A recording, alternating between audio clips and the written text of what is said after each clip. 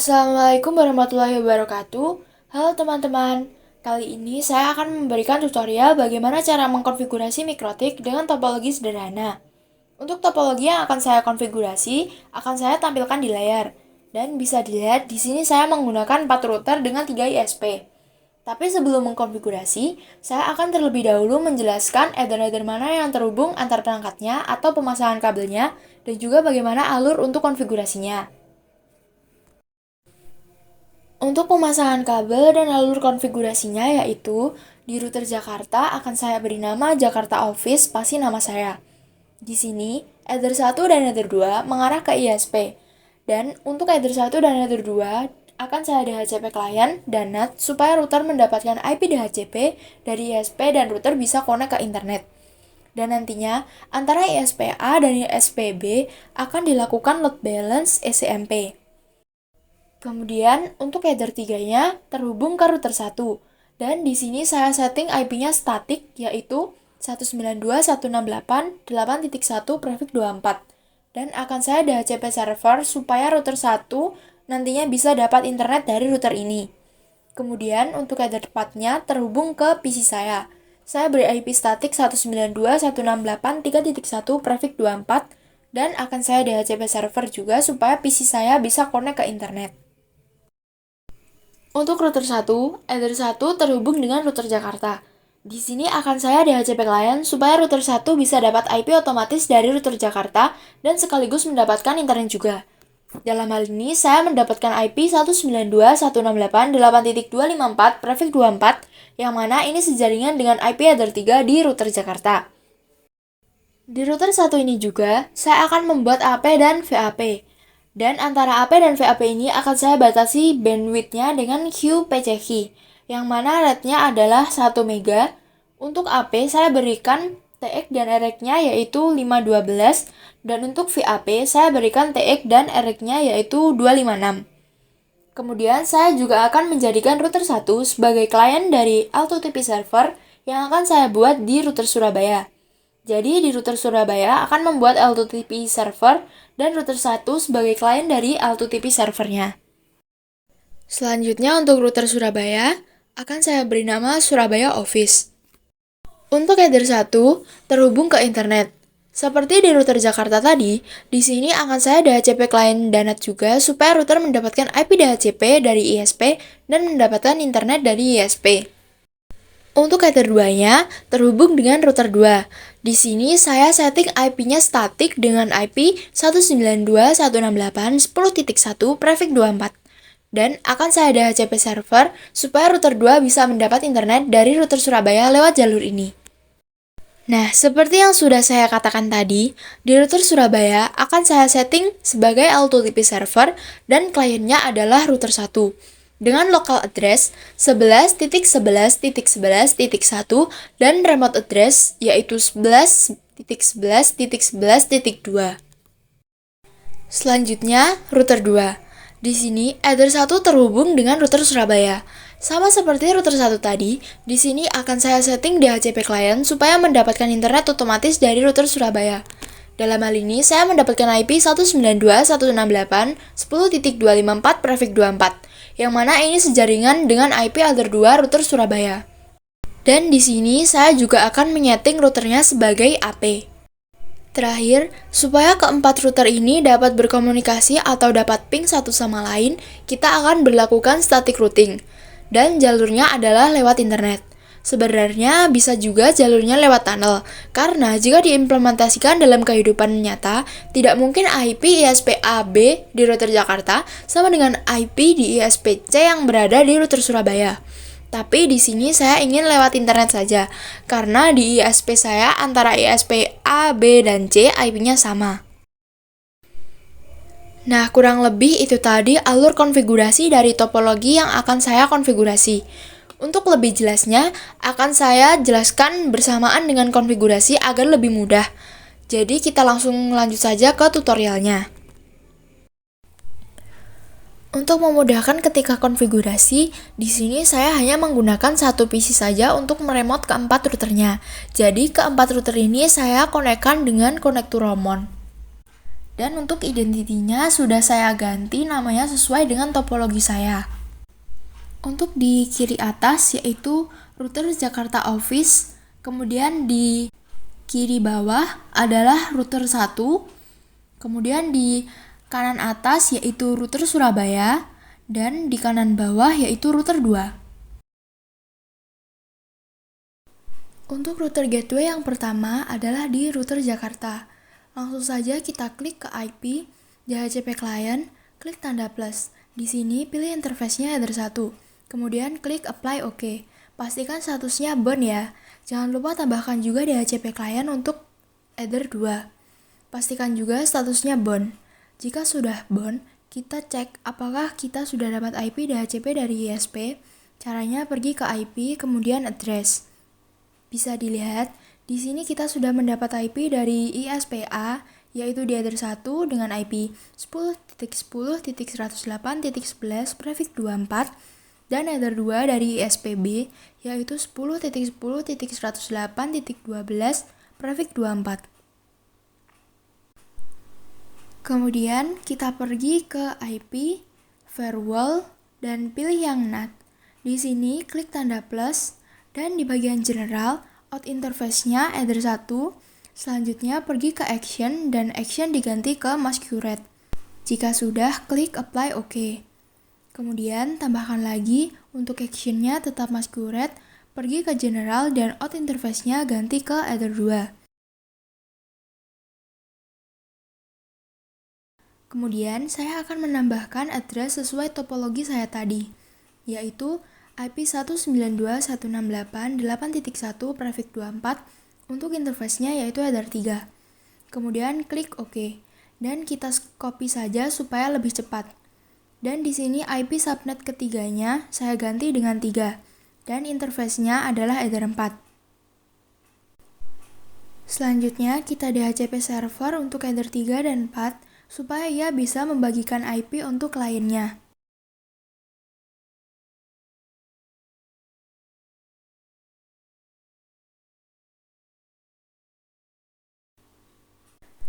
Jika sudah, seharusnya klien dari Ether 3 dan Ether 4 sudah bisa mendapatkan internet. Untuk memastikan, saya akan mencoba merenew IP PC saya. Caranya pergi ke CMD, kemudian ketikkan perintah ipconfig /renew. Kita tunggu sampai ada IP-nya. Nah, bisa dilihat di sini saya sudah mendapatkan IP DHCP yaitu 192.168.3.254 dan gateway-nya 192.168.3.1, yang mana ini IP header 4 dan PC saya juga sudah mendapat internet.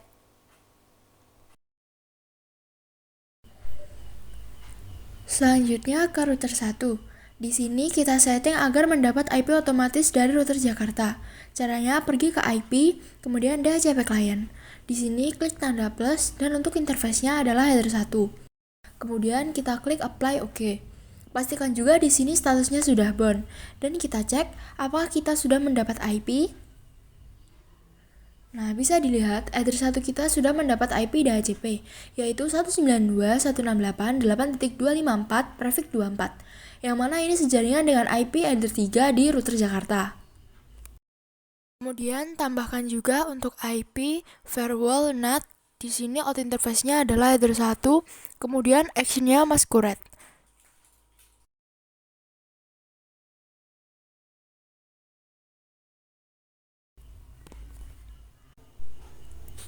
Untuk memastikan apakah kedua router ini sudah terkoneksi ke internet, kita bisa lakukan ping ke 8.8.8.8, yang mana ini adalah DNS Google.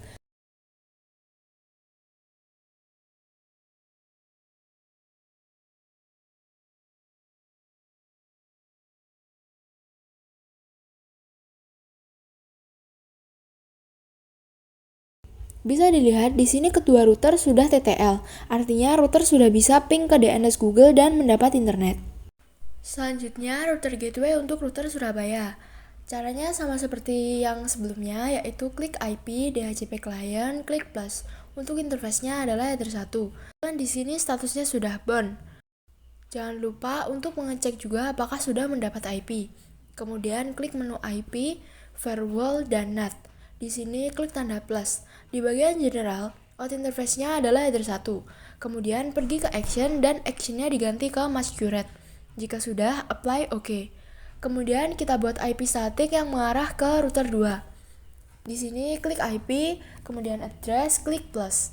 Kemudian untuk IP-nya akan saya buat sesuai topologi yang tadi ya, yaitu 192.168.10.1 prefix 24. Dan untuk interface-nya adalah header 2. Jika sudah, selanjutnya kita DHCP server supaya header 2 bisa membagikan internet.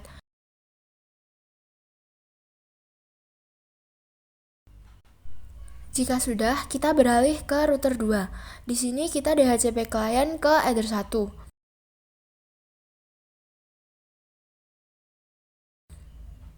Jika statusnya sudah bound, kita cek apakah kita sudah mendapat IP.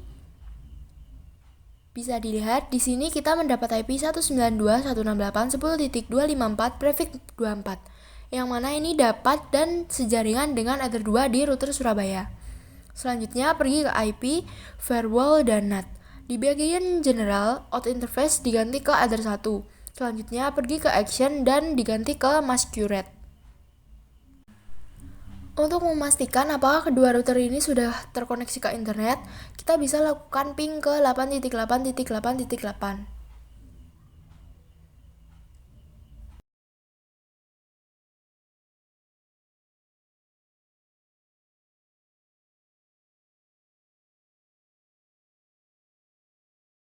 Bisa dilihat di sini dua-duanya hasilnya TTL, tandanya kedua router ini sudah mendapat internet. Selanjutnya konfigurasi load balance antara ISP-A dan ISP-B. Di sini load balance yang akan saya gunakan adalah load balance SMP. Load balance SMP adalah teknik membagi lalu lintas jaringan secara merata ke beberapa jalur dengan prioritas yang sama. Tujuan kita melakukan load balance di dua ISP ini adalah untuk memastikan koneksi internet tetap aktif jika salah satu ISP bermasalah. Kemudian, membagi beban lalu lintas agar tidak menumpuk di satu jalur, dan memaksimalkan penggunaan bandwidth dari kedua ISP untuk koneksi yang lebih cepat dan stabil.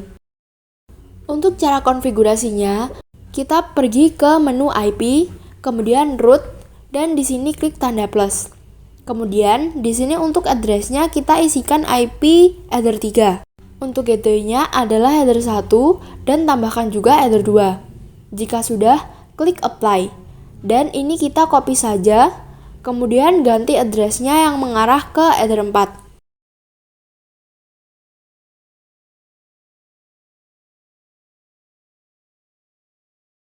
Bisa dilihat, jika sudah AS dan statusnya seperti ini, maka load balance SMP sudah berhasil. Selanjutnya, kita akan setting AP dan VAP di router 1. Tapi sebelum itu, kita setting dulu untuk password AP dan VAP-nya. Caranya, klik menu wireless, di bagian security profile, klik tanda plus. Di sini, untuk namanya bisa diganti sesuai dengan keinginan kita. Contohnya, di sini saya beri nama AP. Kemudian untuk modenya adalah Dynamic Case, dan authentication-nya berikan tanda centang pada WPA PSK dan WPA 2 PSK. Selanjutnya di password, isikan password sesuai keinginan kalian sebanyak 2 kali. Perlu diingat kedua password ini harus sama, dan di sini saya beri password SMKN 1 Lego. Jika sudah, klik apply. Kemudian copy untuk membuat password untuk VAP-nya. Di sini saya hanya mengganti namanya saja dan passwordnya tetap. Selanjutnya kita akan membuat AP1. Caranya pergi ke bagian wireless interface dan aktifkan untuk WLAN satunya. Klik 2 kali pada WLAN 1 dan pergi ke menu wireless. Di sini untuk modenya yaitu AP Bridge dan SSID bisa diisi sesuai dengan keinginan kalian. Misalnya saya akan memberi nama AP Zahra 1. Kemudian di security profile, pilih yang sudah kita buat tadi. Kemudian kita setting juga untuk VAP-nya. Masih di menu wireless interface, klik tanda plus, kemudian pilih yang virtual. Di sini pergi ke tab wireless. Untuk modenya yaitu AP Bridge, SSID bisa diisi dengan keinginan kalian. Di sini contohnya saya beri nama VAP Zara 2 dan security profile-nya pilih yang sudah kita buat tadi. Jika sudah, klik apply kemudian OK. Jika sudah, selanjutnya kita buat IP untuk AP yaitu WLAN 1 dan VAP atau WLAN 2. Untuk IP WLAN 1, di sini saya setting yaitu 192.168.13.1 prefix 24. Kemudian klik apply dan kita copy untuk menambahkan IP WLAN 2 dengan IP 192.168.23.1 prefix 24, yang mana IP-IP ini tadi sudah sesuai dengan topologi jaringan saya. Selanjutnya kita akan melakukan DHCP server ke WLAN 1 dan WLAN 2 agar mereka bisa membagikan IP ke kliennya. Caranya klik IP, DHCP server, kemudian pilih DHCP setup ke interface WLAN 1 dan klik next sampai sukses. Jika sudah, klik lagi DHCP setup dan untuk interface-nya adalah WLAN 2. Next juga sampai sukses. Jika sudah seperti ini, maka AP dan VAP sudah berhasil dikonfigurasi. Bisa dilihat di sini warnanya masih merah. Ini tandanya belum ada yang memakai WiFi kita. Untuk pengujian, saya akan coba mengkonekkan AP dan VAP saya menggunakan HP. Kita coba untuk menghubungkan ke AP Zara 1 dan VAP Zara 2.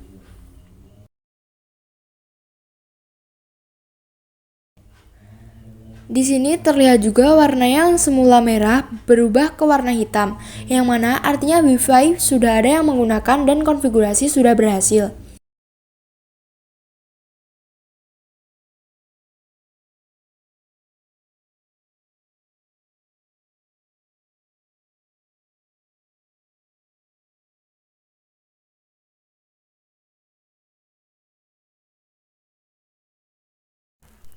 Sekarang kita akan mengatur queue PCQ di router 1, yaitu antara AP dan VAP. Di sini untuk rate-nya adalah 1 MB dan untuk AP mendapat TX dan RX sebanyak 512 kbps. Kemudian untuk VAP-nya mendapat TX dan RX sebanyak 256 kbps. Caranya, di router 1, klik menu Queue, kemudian pergi ke Queue Types. Di sini untuk types name-nya adalah PCQ dan kind-nya juga PCQ. Kemudian untuk rate-nya diganti ke 1 MB. Jika sudah, klik apply OK. Selanjutnya pergi ke tab Simple Queue, klik tanda plus. Di sini untuk namanya diisi terserah, tapi saya akan mengisinya untuk WLAN 1 yaitu namanya AP siswa. Untuk targetnya yaitu IP WLAN 1 dan untuk max limitnya yaitu 512 kbps. Kemudian pergi ke tab Advanced. Di sini untuk limit add-nya itu juga diganti 512 kbps.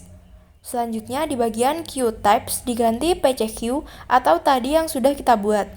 Jika sudah, klik apply.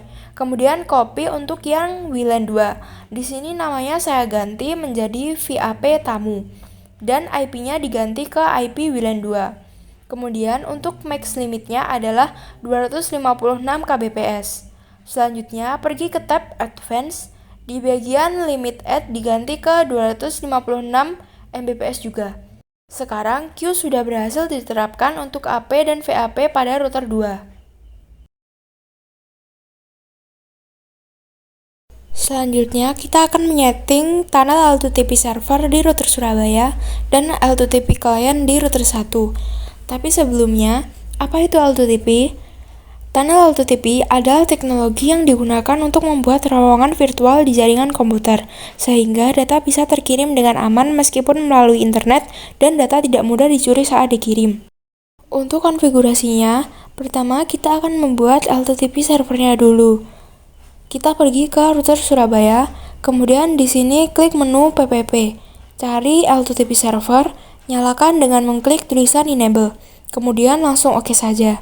Selanjutnya, pergi ke menu Secret. Di sini klik tanda plus. Nah, di sini untuk namanya bisa diisi terserah, kemudian untuk passwordnya juga terserah. Dalam hal ini, milik saya namanya L2TP Zara Server dan passwordnya 123. Kemudian untuk service, pilih L2TP. Kemudian untuk local address dan remote address, ini bisa diisi sesuai dengan keinginan kalian juga. Dalam hal ini untuk local address milik saya adalah 11.11.11.1 dan remote address-nya 11.11.11.2 sesuai dengan topologi yang tadi saya tampilkan. Selanjutnya kita beralih ke router 1. Di sini masuk ke tab PPP. Kemudian di tab Interface, klik tanda plus dan pilih AutoTP Client. Selanjutnya di sini untuk Connect to diisi IP Internet Router Surabaya. Kemudian untuk user dan password diisi nama user dan password yang sudah kita buat di AutoTP server tadi.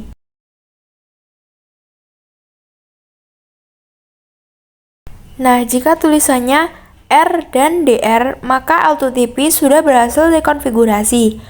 Dan bisa dilihat juga di bagian address, dia membuat IP DHCP sesuai dengan local address dan remote address yang kita buat tadi.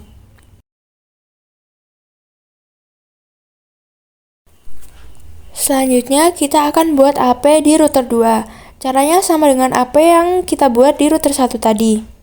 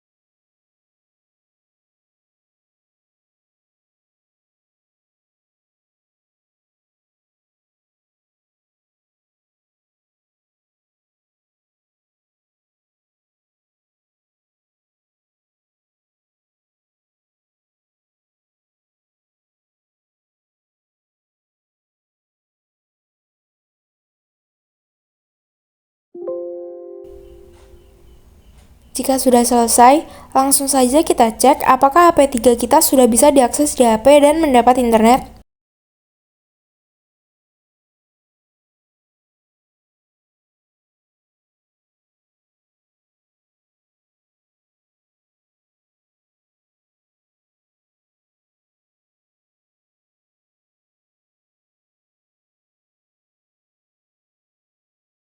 Nah, bisa dilihat, router 2 sudah bisa memancarkan AP3 dengan koneksi internet yang lancar.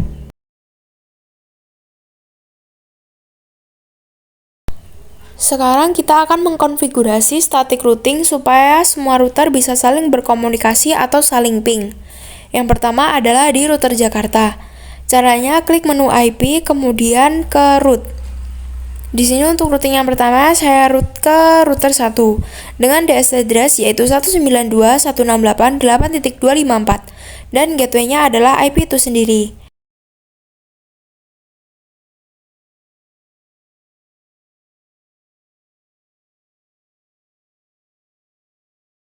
Kemudian ke router Surabaya dengan DST address yaitu IP header 2 router Surabaya dan gateway-nya adalah internet router Surabaya.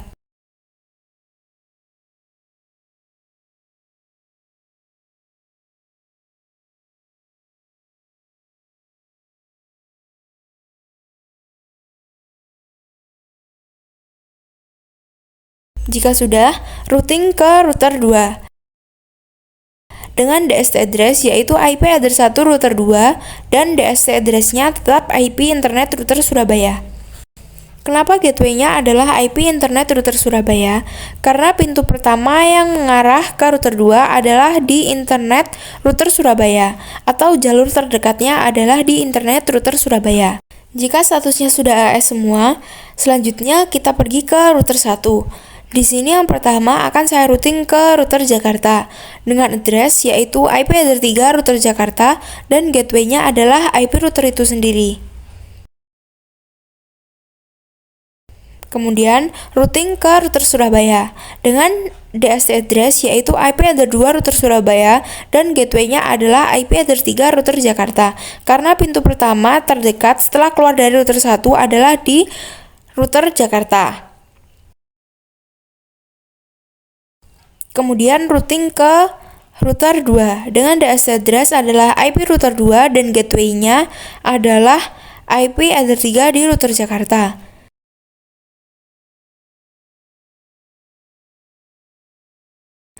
Jika semuanya sudah AS, selanjutnya kita ke router Surabaya. Di sini kita routing dulu ke router Jakarta dengan DST address header 3 router Jakarta dan gateway adalah IP internet router Jakarta.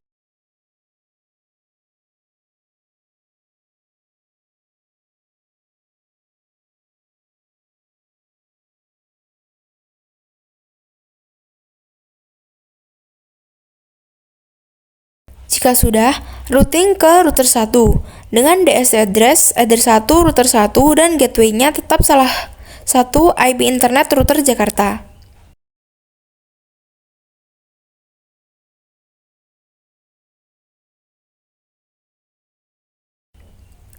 Jika sudah, routing ke router 2 dengan DST address IP router 2 dan gateway-nya adalah IP itu sendiri.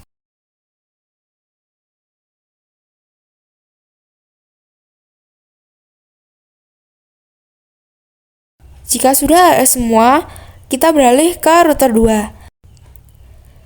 Selanjutnya, routing ke router Surabaya dengan DST address yaitu IP router Surabaya dan gateway-nya adalah IP itu sendiri.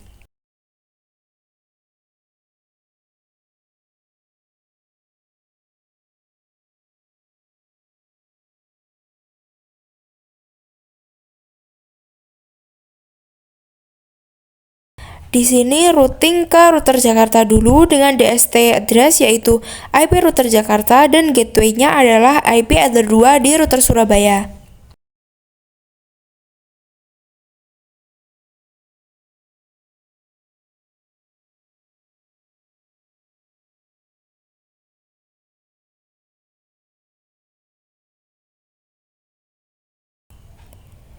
Kemudian routing ke router 1 dengan DST address yaitu IP router 1 dan gateway-nya adalah IP header 2 di router Surabaya.